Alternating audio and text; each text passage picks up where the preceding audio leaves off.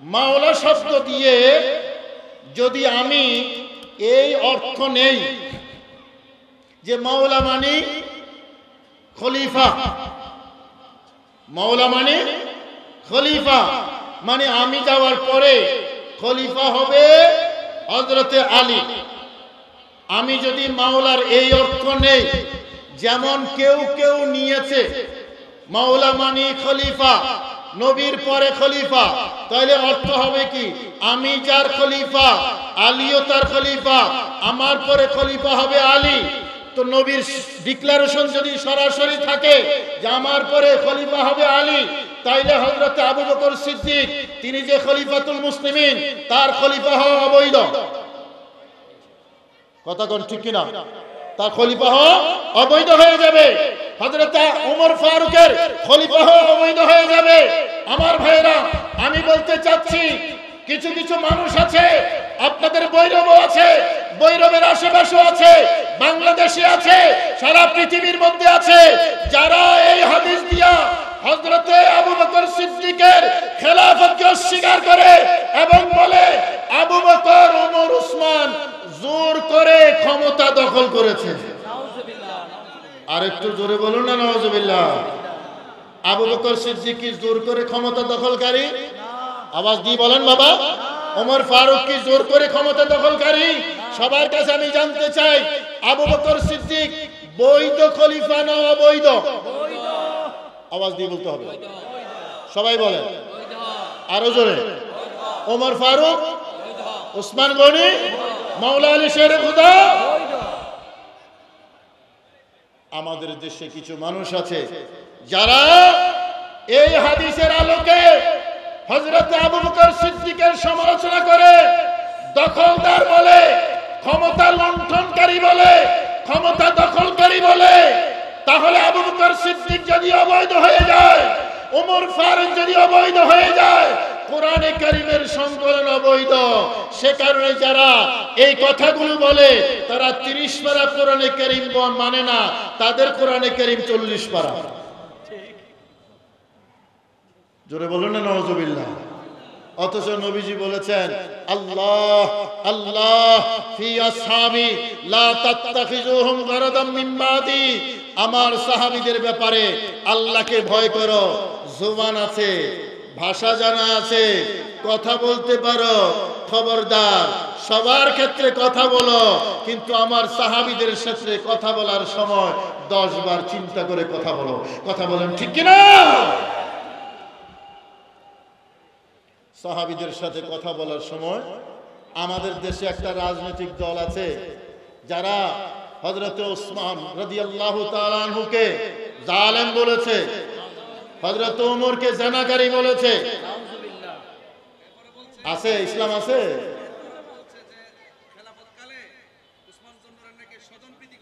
হ্যাঁ আমার ভাইয়েরা, সাহাবায়ে কেরামকে সমালোচনা করলে ইসলাম আসে না যায়? আওয়াজ দেন, আসে না যায়? ইসলাম চলে যায়, ইসলাম থাকে না। সে কারণে আমার ভাইয়েরা, আমার দয়াল নবীর কোনো সমালোচনা চলবে? আওয়াজ দেন, হবে? কোনো সমালোচনা হবে না। নবীর খাতিরে কোনো সাহাবীরও সমালোচনা হবে না, আহলে বাইতের সমালোচনা হবে না। যারা নবীর সমালোচনা করবে তারা বেঈমান, যারা সাহাবাদের সমালোচনা করবে তারাও বেঈমান, যারা আহলে বাইতের সামনে বেয়াদবি করবে তারাও বেঈমান। কথা বলেন ঠিক কিনা? সাহাবায়ে কেরাম যদি বেঈমান হয়, আমার জানার ইচ্ছা হয় ঈমানদার কেডা। আবু বকর সিদ্দিক যদি বেঈমান হয়, আমার জানতে মনে চায় ঈমানদার কেডা। ওমর ফারুক যদি বেঈমান হয়, আমার জানতে মনে চায় ঈমানদার কেডা। হযরত ওমর যদি জানাকারী হয়, আমার জানার ইচ্ছা ভালো মানুষকে। আসলে যারা এই সমালোচনা করে তারাই হলো যুগের সবচেয়ে বড় বেঈমান। ঠিক কি না?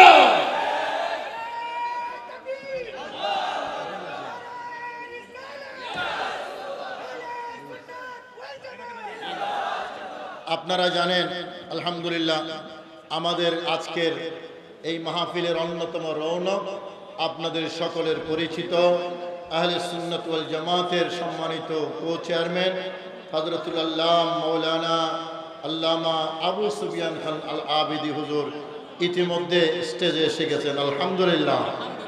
আপনারা খুশি না বেজার? আমার শেষ করার সময় হয়েছে। আমার ভাইরা মনোযোগ দেবেন।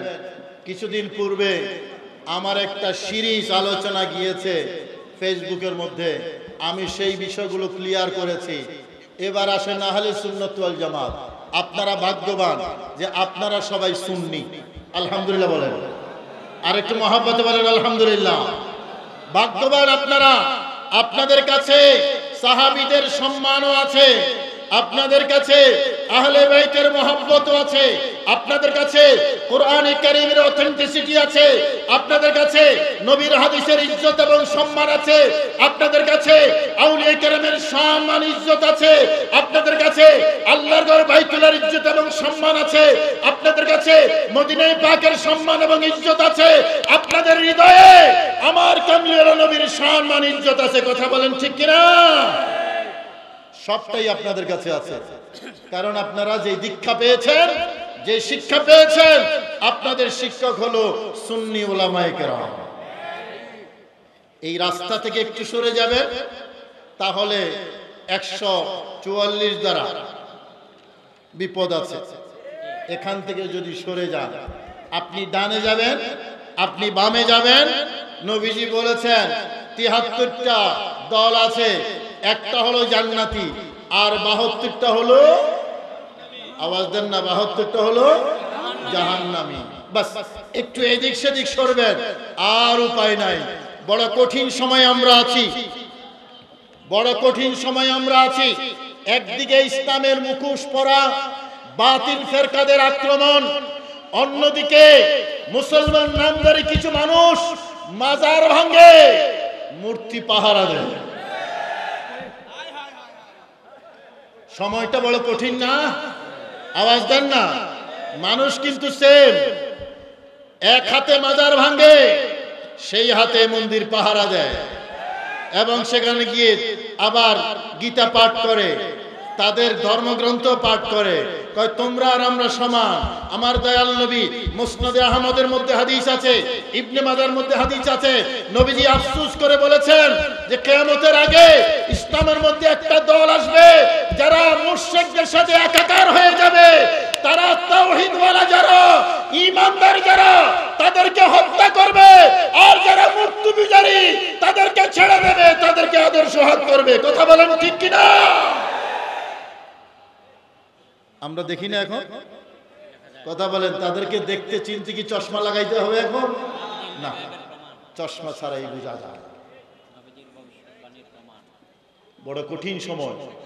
এই সময়ে নবীজি বলেছেন একটা দল সব সময় হকের উপর থাকবে, সেটা হলো আহলে সুন্নাত ওয়াল জামাত। সুবহানাল্লাহ বলেন না?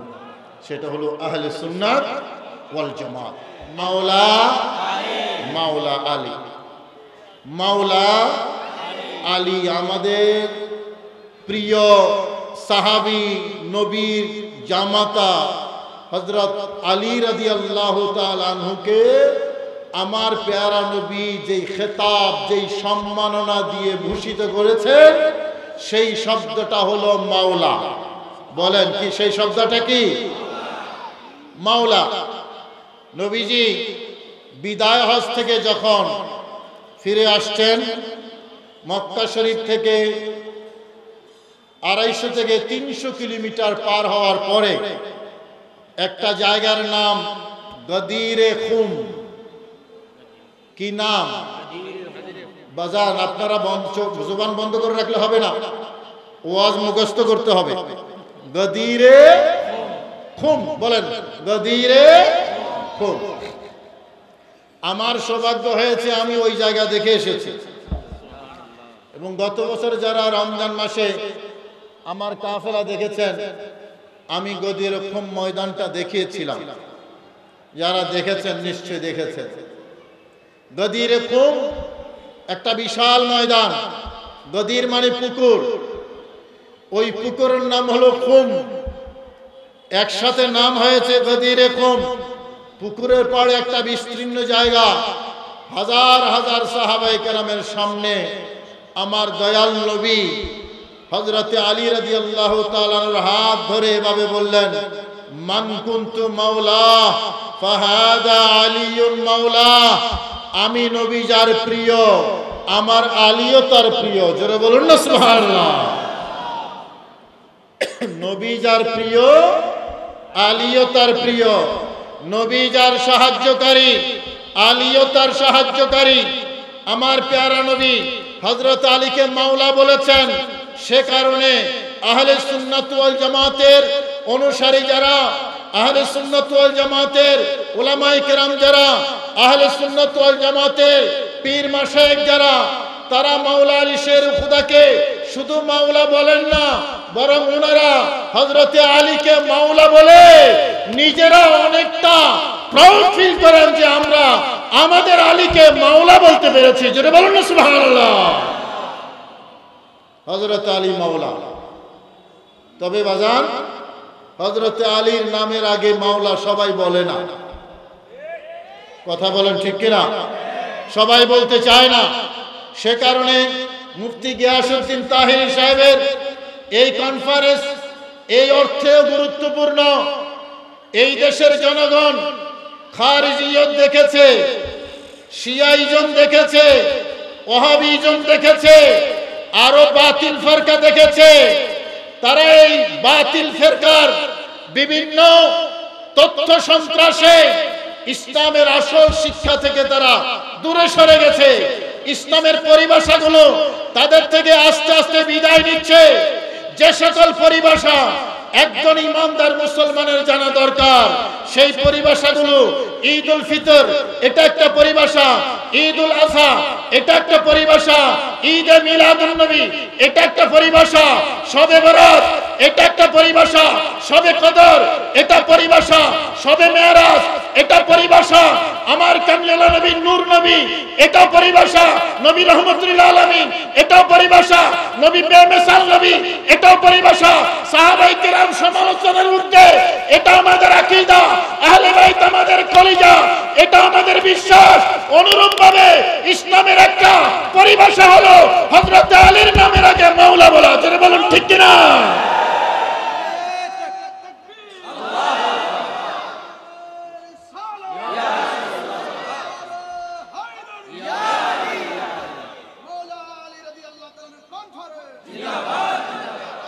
আমার ভাইরা, আমি নিজে দেখেছি যারা ওয়াহাবিজমে বিশ্বাস করে, ওয়াহাবিদের অনেক রকম আছে। কিছু এক্সট্রিম ওয়াহাবি, কিছু মিডিয়াম ওয়াহাবি, কিছু লিবারেল ওয়াহাবি। কথা বুঝেন না? বিভিন্ন রকমের আছে।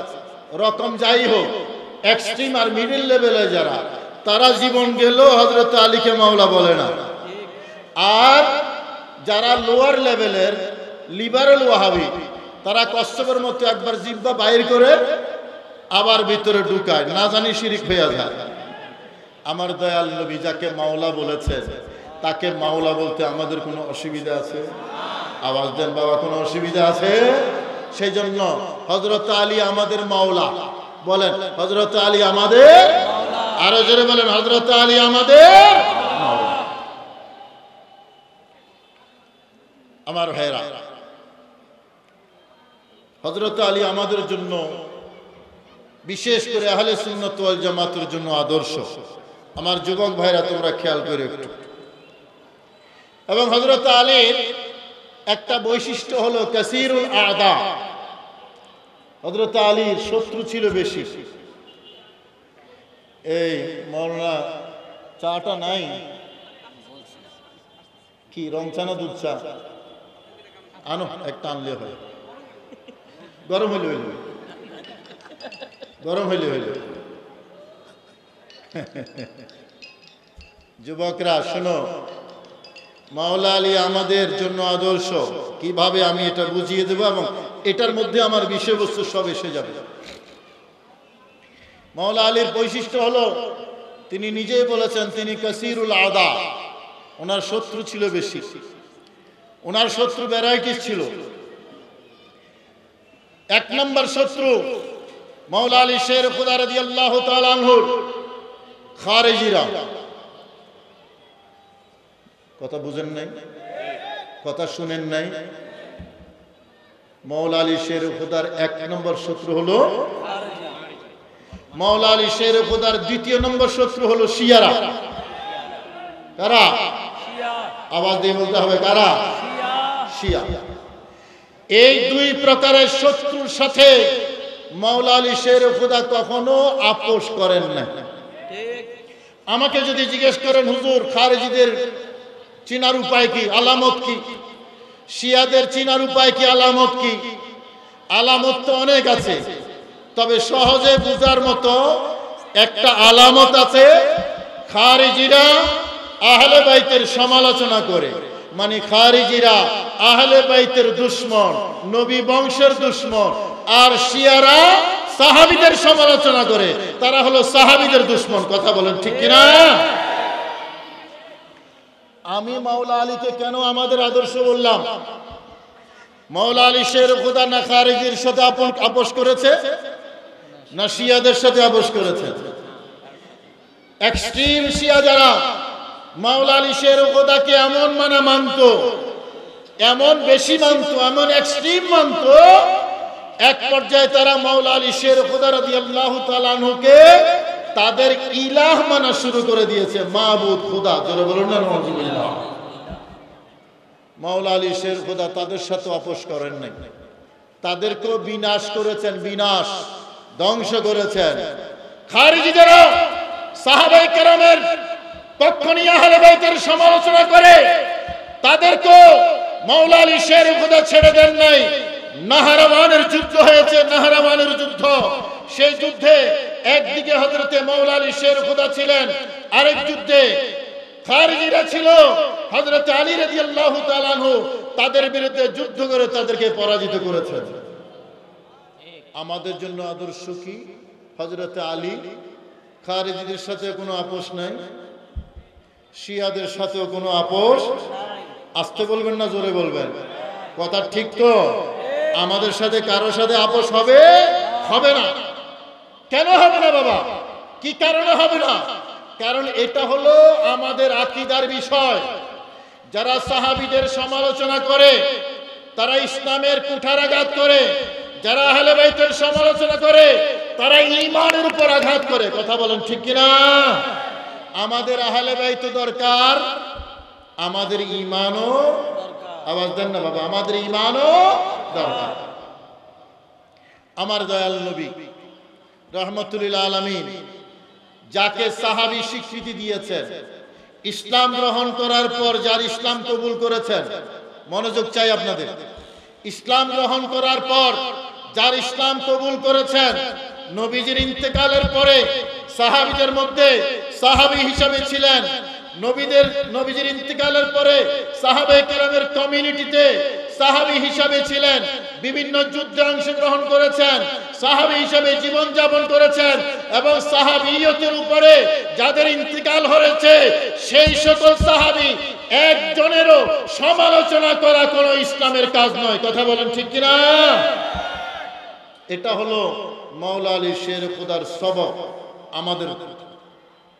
আমাদের জন্য।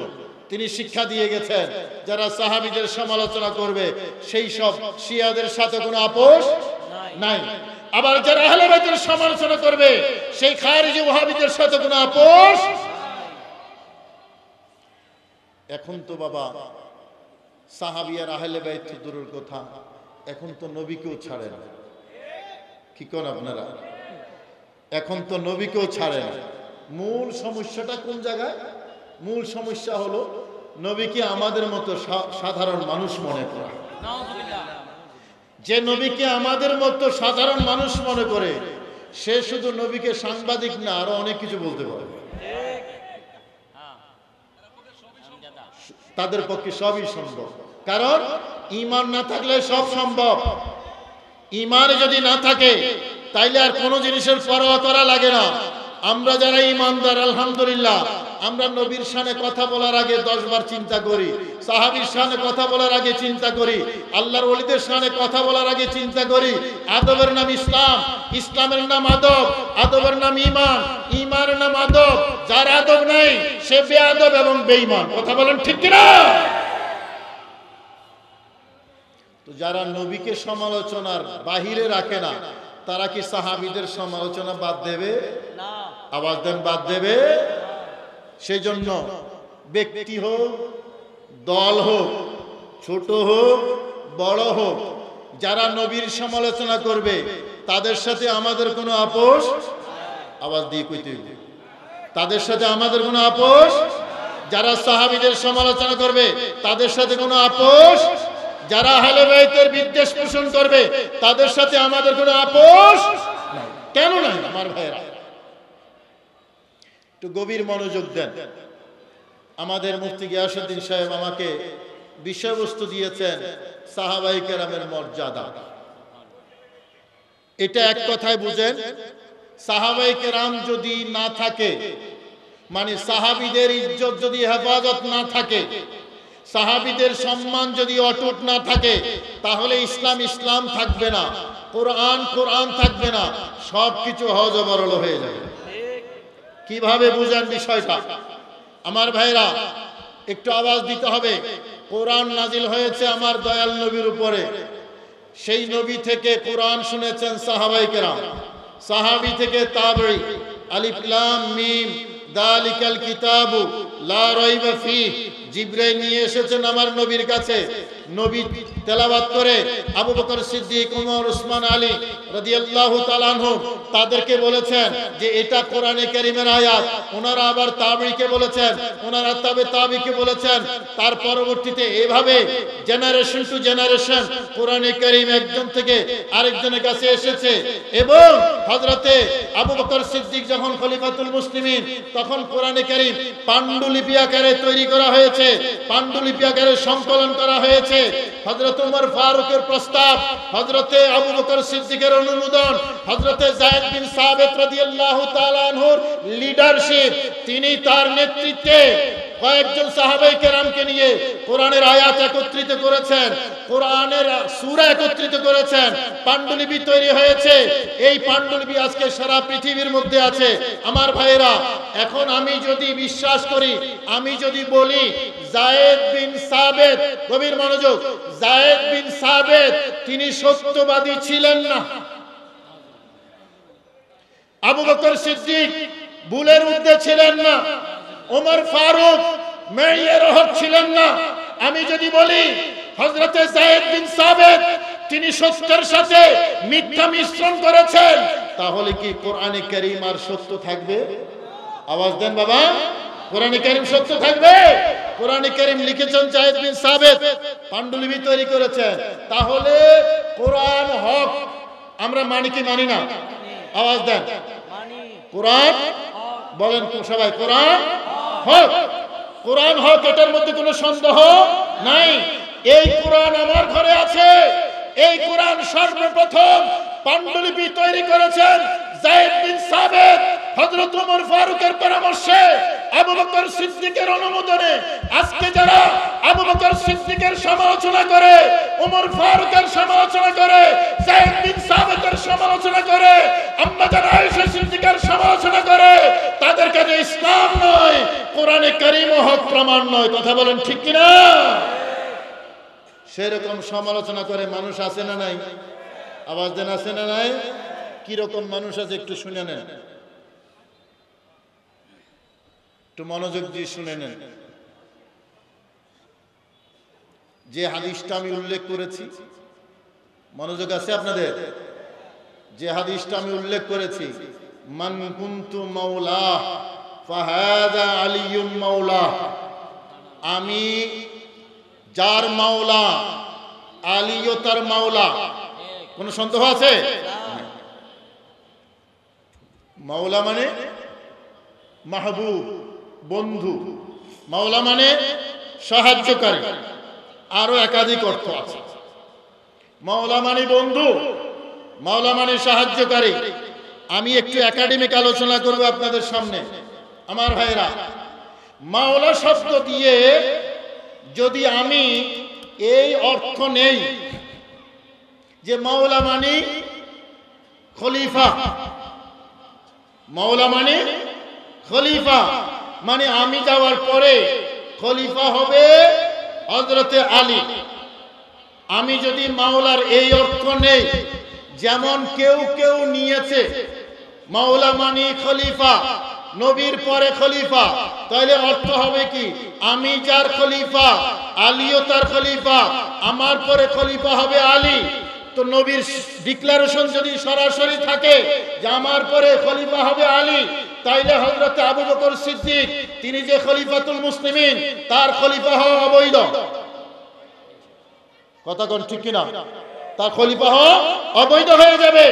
হযরত ওমর ফারুকের খলিফা হওয়া অবৈধ হয়ে যাবে। আমার ভাইরা, আমি বলতে চাচ্ছি কিছু কিছু মানুষ আছে, আপনাদের বৈরবও আছে, বৈরবের আশেপাশে আছে, বাংলাদেশে আছে, সারা পৃথিবীর মধ্যে আছে, যারা এই হাদিস দিয়া হযরত আবু বকর সিদ্দিকের খেলাফতকে অস্বীকার করে এবং বলে আবু বকর, ওমর, উসমান জোর করে ক্ষমতা দখল করেছে। আর একটু জোরে বলুন না নাউজুবিল্লাহ। আবু বকর সিদ্দিক কি জোর করে ক্ষমতা দখলকারী? আওয়াজ দিয়ে বলেন বাবা। ওমর ফারুক কি জোর করে ক্ষমতা দখলকারী? সবার কাছে আমি জানতে চাই, আবু বকর সিদ্দিক বৈধ খলিফা না অবৈধ? আওয়াজ দিয়ে বলতে হবে, সবাই বলেন আরো জোরে। ওমর ফারুক, উসমান গনি, মাওলা আলী শেরে খুদা। আমাদের দেশে কিছু মানুষ আছে যারা এই হাদিসের আলোকে হযরত আবু বকর সিদ্দিকের সমালোচনা করে, দখলদার বলে, ক্ষমতা লুণ্ঠনকারী বলে, ক্ষমতা দখলকারী বলে। তাহলে আবু বকর সিদ্দিক যদি অবৈধ হয়ে যায়, ওমর ফারুক যদি অবৈধ হয়ে যায়, কোরআনে কারীমের সংকলন অবৈধ। সে কারণে যারা এই কথাগুলো বলে তারা 30 পারা কোরআনে কারীম মানে না, তাদের কোরআনে কারীম 40 পারা। জোরে বলুন না নাউজুবিল্লাহ। অথচ নবীজি বলেছেন আল্লাহ আল্লাহ ফি আসহাবি লা তাত্তাখিজুহুম গারাদাম মিন বাদি। আমার সাহাবীদের ব্যাপারে আল্লাহকে ভয় করো। জবান আছে, ভাষা জানা আছে, কথা বলতে পারো, খবরদার সবার ক্ষেত্রে কথা বলো, কিন্তু আমার সাহাবীদের ক্ষেত্রে কথা বলার সময় 10 বার চিন্তা করে কথা বলো। কথা বলেন ঠিক কিনা? সাহাবীদের সাথে কথা বলার সময় আমাদের দেশে একটা রাজনৈতিক দল আছে যারা হযরত ওসমান রাদিয়াল্লাহু তাআলা আনহুকে জালেম বলেছে, হযরত ওমরকে জানাকারী বলেছে। আছে ইসলাম আছে।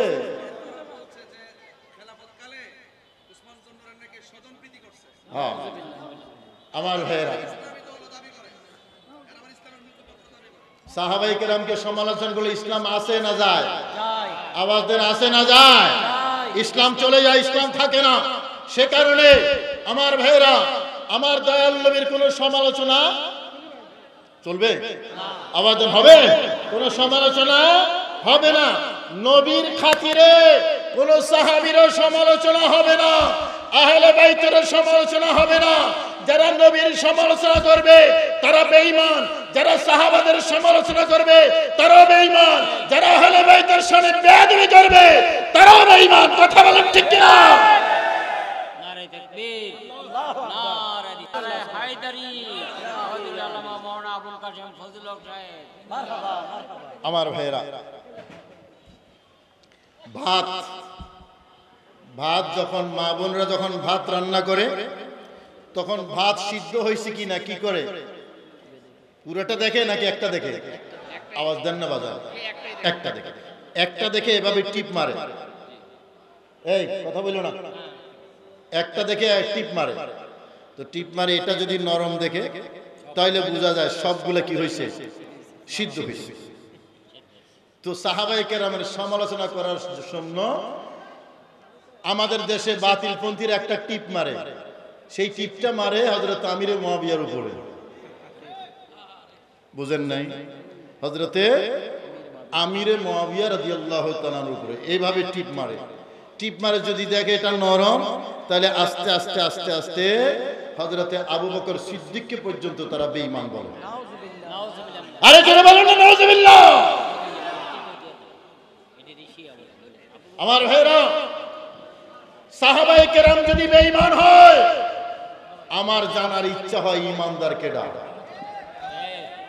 আবু বকর সিদ্দিক যদি বেঈমান হয়, আমার জানতে মনে চায় ঈমানদার কেডা। ওমর ফারুক যদি বেঈমান হয়, আমার জানতে মনে চায় ঈমানদার কেডা।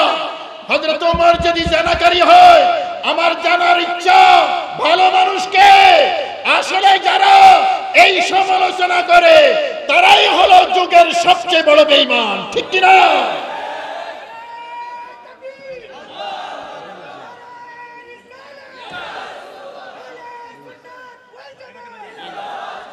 আপনারা জানেন আলহামদুলিল্লাহ আমাদের আজকের এই মাহফিলের অন্যতম রৌনক আপনাদের সকলের পরিচিত আহলে সুন্নাত ওয়াল জামাতের সম্মানিত কো-চেয়ারম্যান হযরতুল আল্লামা মাওলানা আল্লামা আবু সুফিয়ান খান আল আবিদি হুজুর ইতিমধ্যে স্টেজে এসে গেছেন। আলহামদুলিল্লাহ, আপনারা খুশি না বেজার?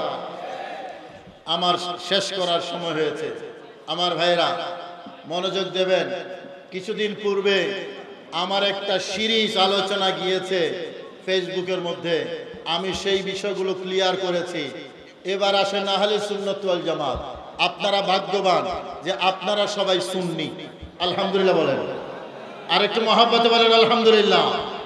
ভাগ্যবান আপনারা, আপনাদের কাছে সাহাবীদের সম্মানও আছে, আপনাদের কাছে আহলে বাইতের মহব্বতও আছে, আপনাদের কাছে কোরআনে কারীমের অথেন্টিসিটি আছে, আপনাদের কাছে নবীর হাদিসের ইজ্জত এবং সম্মান আছে, আপনাদের কাছে আউলিয়া কেরামের সম্মান ইজ্জত আছে, আপনাদের কাছে আল্লাহর ঘর বাইতুল্লাহর ইজ্জত এবং সম্মান আছে, আপনাদের কাছে মদিনা পাকের সম্মান এবং ইজ্জত আছে, আপনাদের হৃদয়ে আমার কামলিওয়ালা নবীর সম্মান ইজ্জত আছে। কথা বলেন ঠিক কিনা? সবটাই আপনাদের কাছে আছে, কারণ আপনারা যে দীক্ষা পেয়েছেন, যে শিক্ষা পেয়েছেন, আপনাদের শিক্ষক হলো সুন্নি উলামায়ে কেরাম। এই রাস্তা থেকে একটু সরে যাবেন, তাহলে 144 দ্বারা বিপদ আছে। এখান থেকে যদি সরে যান, আপনি ডানে যাবেন, আপনি বামে যাবেন। নবীজি বলেছেন 73টা দল আছে, একটা হলো জান্নাতি আর 72টা হলো, আওয়াজ দেন না, 72টা হলো জাহান্নামী। বাস একটু এদিক সেদিক সরবেন, আর উপায় নাই। বড় কঠিন সময় আমরা আছি, বড় কঠিন সময় আমরা আছি।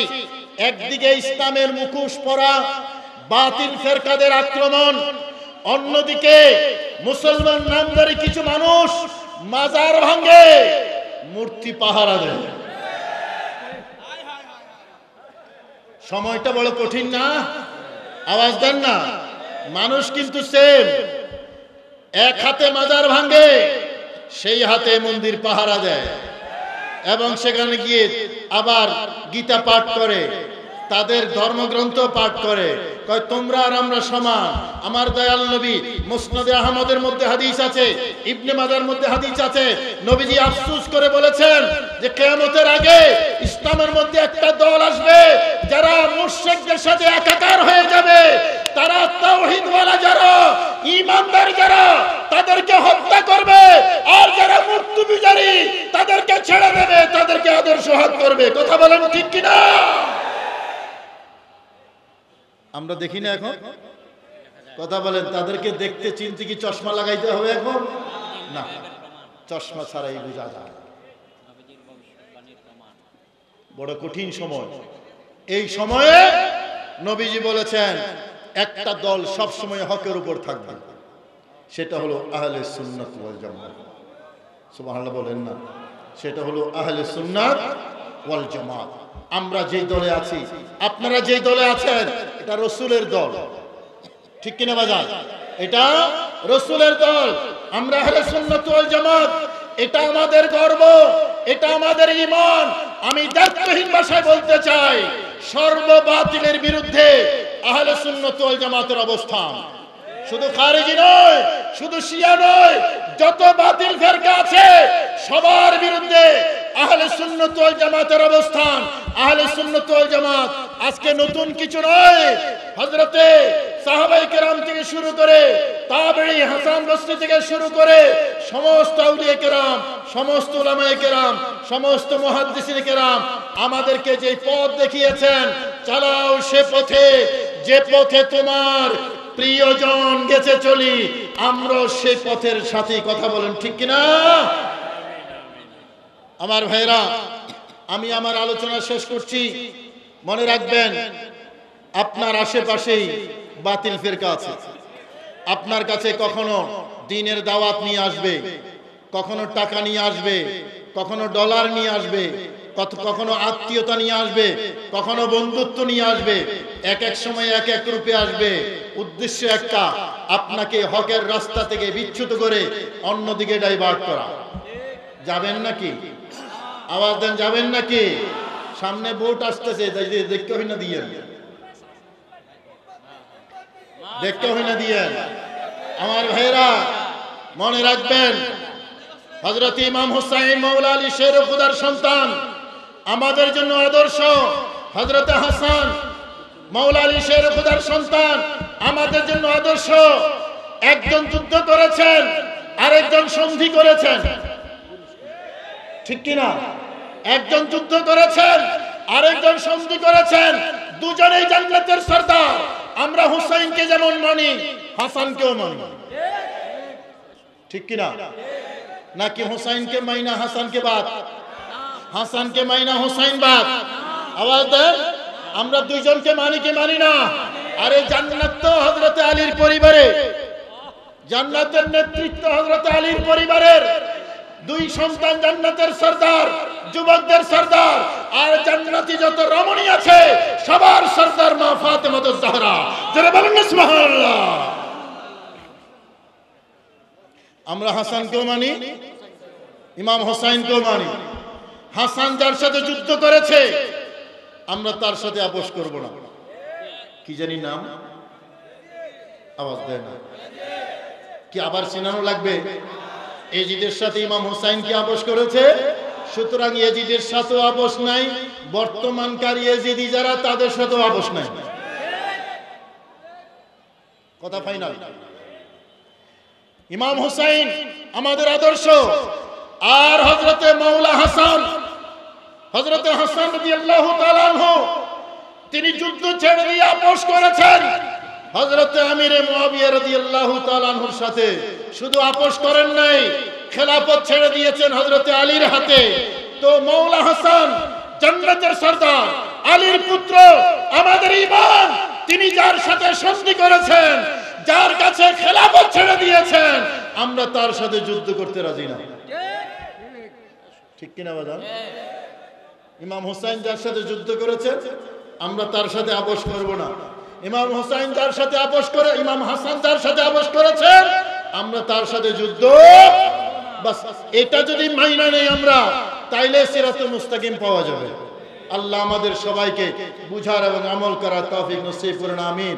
একটা দাওয়াত দিতে চাই সবাইকে, স্টেজে যারা আছেন, আপনারা যারা আছেন, সবাইকে একটা দাওয়াত দিতে চাই। আমার ভাইরা, প্রতি বছর আমরা ঢাকায় আলা হযরত কনফারেন্স করি। আপনারা অনেকেই যান, গেছেন না? গত বছর একটু কষ্ট হয়েছে আপনাদের, আমি সেই জন্য দুঃখ প্রকাশ করছি।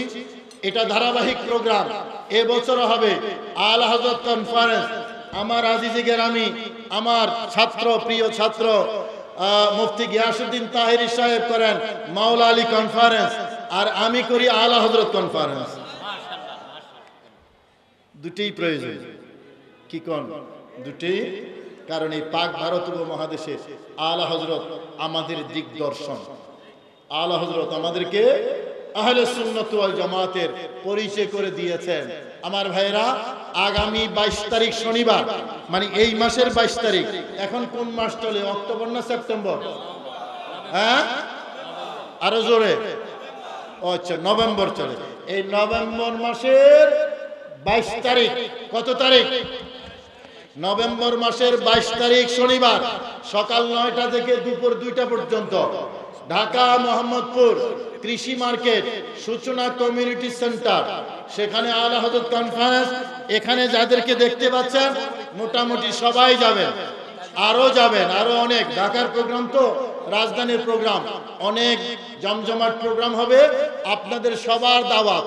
এখান থেকে আমরা ঢাকা থেকে আজকে আপনাদের কাছে আসছি, আপনারা একটু ভৈরব থেকে আমাদের ঢাকায় যেতে পারবেন না?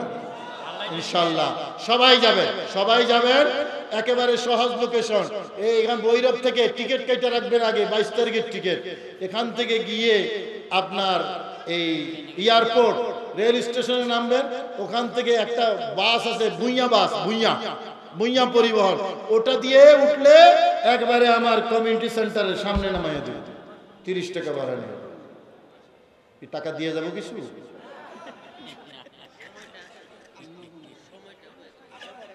9টা থেকে দুপুর 2টা। মৌলানা গিয়াসউদ্দিন, হ্যাঁ না না, ট্রেন তো থাকবেই, ট্রেন তো থাকবেই, বাকিটা তুমি কইয়া দিও এদেরকে। তো আমি বিদায় চাই আপনাদের কাছ থেকে। আল্লাহ সবাইকে হেদায়েত নসিব করুন, সবাই বলুন আমিন। আসসালামু আলাইকুম ওয়া রাহমাতুল্লাহি ওয়া বারাকাতুহু।